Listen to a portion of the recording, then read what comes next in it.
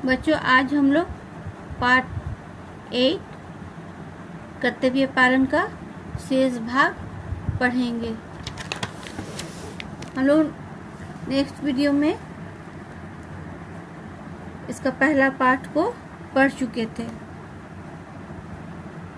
रक्षक जो है लापरवाही से बोलता है, तू और तेरे शब्द को इस तरह लापरवाही से मत फेंको, मैं भी उतना ही भला आदमी हूँ जितने की तुम।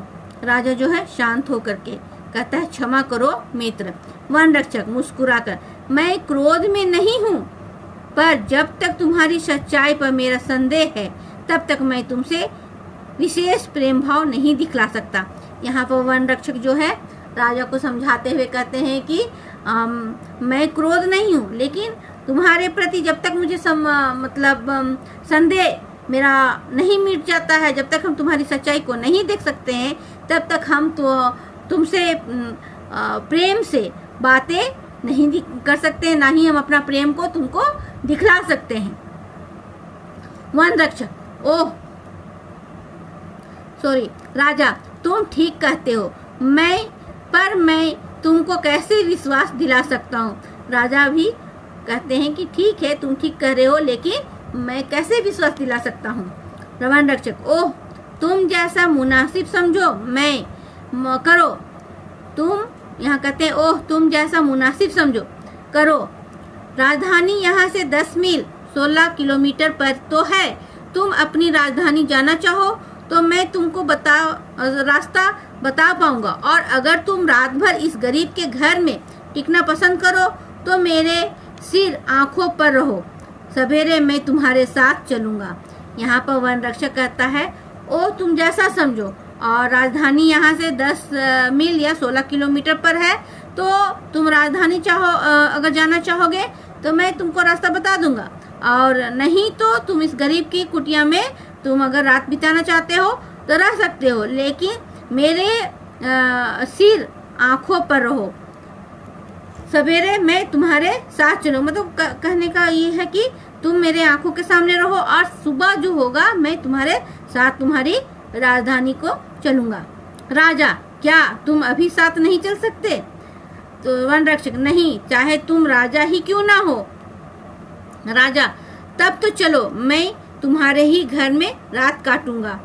घोड़े पर सवार एक दरबारी का प्रवेश। यहाँ वन रक्षक और राजा का बीच में बात चलने के बीच में ही घोड़े पर एक सवार जो एक दरबारी का प्रवेश होता है। दरबारी, महाराज कुशल से तो है, महाराज के लिए हमने सारा जंगल छान पड़ा। ये दरबारी जो है अपने राजा से कहता है कि महाराज आप कुशल तो हैं, महाराज के लिए हमने सारा जंगल छान पड़ा। वन रक्षक चकित होकर आंखें फाड़कर मतलब आश्चर्यचकित होकर कहता है, कौन? महाराज, तब तो मुझसे बड़ी भूल हो गई। घुटने टेक कर, महाराज आपके साथ मैंने जो ढिठाई की उसे क्षमा करें। और ये जो है बहुत ही शर्मिंदा महसूस करके वो तुरंत राजा के सामने घुटने टेक करके वो क्षमा मांग रहा है। राजा तलवार खींचता है। वन रक्षक, महाराज, आप अपने उस सेवक का वध निश्चय ही नहीं करेंगे जिसने ईमानदारी से अपना फर्ज अदा किया है। राजा, नहीं मेरे सच्चे और बहादुर मित्र, मैं तुमको क्षमा नहीं कर सकता। मैं तुम्हारे जैसे नेक और सच्चे आदमियों के समान का ऋणी हूँ। उठो राजरत्न पुंडरीक, उठो, अपनी पदवी का प्रमाण और मेरी प्रसन्नता का चिन्ह या तलवार लो। तुमने हमें जो सुख दिया है उसके लिए 1000 रुपया सालाना का पुरस्कार तुमको जीवन भर मिलता रहेगा। और यहाँ पर राजा जो है वन रक्षक के ईमानदार से बहुत ही खुश हुए, और उसके बदले में उन्होंने अपनी तलवार, प्रसन्न का चिन्ह जो है तलवार को देते हैं, और सालाना उसको जीवन भर 1000 सालाना का पुरस्कार देते हैं। राजा तलवार देता है, पुंडरीक घुटने टेक कर उसे दोनों हाथों से लेता है और माथे छुआता है, फिर खड़े होकर राजा को प्रणाम करता है। राजा, पुंडरीक, महाराज, यहाँ पर राजा पुंडरीक कहता है, पुंडरीक जो कहता है महाराज, राजा चलो हमें महल तक पहुँचा दो, आज तुम हमारे मेहमान रहोगे। पुंडरीक प्रसन्न होकर सिर झुकाकर, जो हुकुम महाराज। और राजा सरदार के घोड़े पर सवार होकर चलता है और उसके आगे पुंडरीक रास्ता दिखाता चलता है। दरबारी राजा के पीछे जाता है और पर्दा गिरता है। जीवन मूल्य, हमें अपने कर्तव्य का पालन सत्यनिष्ठा और ईमानदारी से करना चाहिए। इस पाठ में वन रक्षक की ईमानदारी के विषय में बतलाया गया है कि वो अपनी पूरी ईमानदारी से अपना कर्तव्य को निभाता है और अपना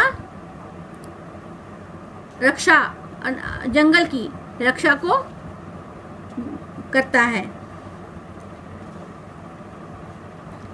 अब हम लोग अभ्यास को देखेंगे। यहाँ पर आपका जो कठिन शब्दों के अर्थ आपकी पुस्तक में दी गई है, इसको आप लोग लिखिएगा और प्रश्नों के उत्तर को मैं बता रही हूँ, उसको आप लोग लिखिएगा। यहाँ देखिए पृष्ठ संख्या 60, श्रुतलेख, वन रक्षक, रिश्वत, ढिठाई, ऋणी, पुंडरीक, अभिमान और तिरस्कार। ये जो शब्द हैं इसको आप लोग अपनी हिंदी कॉपी में 2 बार करके 2 टाइम करके लिखिएगा। मौखिक प्रश्न देखिए, कौन कौन सी दिशाएं राजा का आतंक मानती थी? पूरब, पश्चिम, उत्तर, दक्षिण दिशाएं राजा का आतंक मानती थी। वन रक्षक किसको बदमाश कह रहा था? वन रक्षक राजा को बदमाश कह रहा था। वन रक्षक उस रास्ते से कब तक किसी को नहीं जाने देता था? जब तक रास्ते से जाने वाला वन रक्षक के प्रश्नों का पूरा उत्तर नहीं देता, तब तक वह उसे जाने नहीं देता था। वन रक्षक ने राजा को क्या समझा? वन रक्षक ने राजा को दरबार में रहने वाला समझा।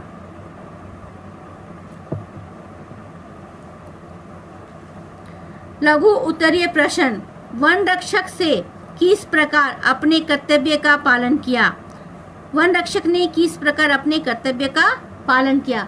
वन रक्षक ने राजा की हिरण को गोली मारने के संदेह में रास्ते से नहीं जाने दिया तथा इनाम स्वीकार न करके ईमानदारी का परिचय दिया और अपने कर्तव्य का पालन किया।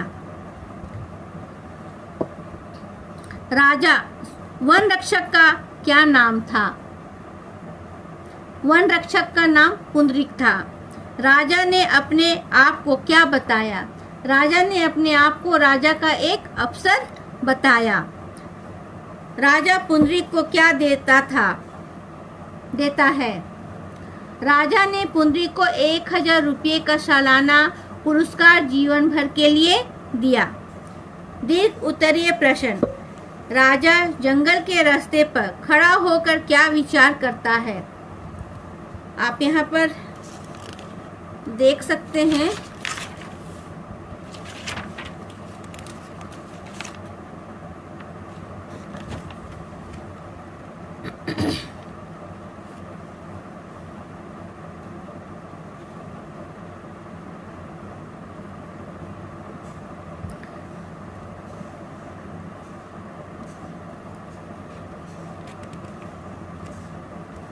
यहाँ पर देखिए पृष्ठ संख्या 55 में राजा जो है जंगल के रास्ते पे खड़ा होकर विचार करता है कि मैं जो राजा होने का अभिमान करता हूँ,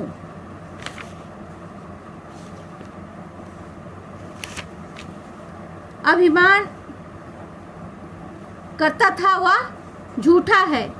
रात के अंधेरे में एक कुत्ता भी मुझे भूख सकता है, भिखमंगा भी मुझे सलाम नहीं करेगा। और इस प्रकार मुझे पता चलता है कि मैं वास्तव में एक राजा नहीं, एक मनुष्य भी हूँ।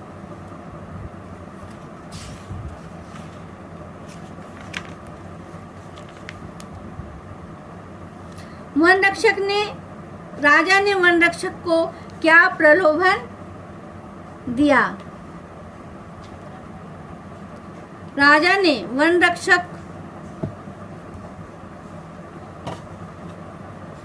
राजा ने वनरक्षक को जेब से 1 रुपया निकालकर इनाम दिया और कहा, यदि यह कम है तो सवेरे जो कहोगे वही तुमको दूंगा और खुश कर दूंगा। राजा के तलवार खींचने पर वनरक्षक ने क्या कहा? राजा ने तलवार खींचने पर वनरक्षक ने कहा कि महाराज, आप अपने सेवक का वध निश्चय ही नहीं करेंगे जिसने ईमानदार से अपना फर्ज अदा किया है या ईमानदारी से अपना फर्ज अदा किया है।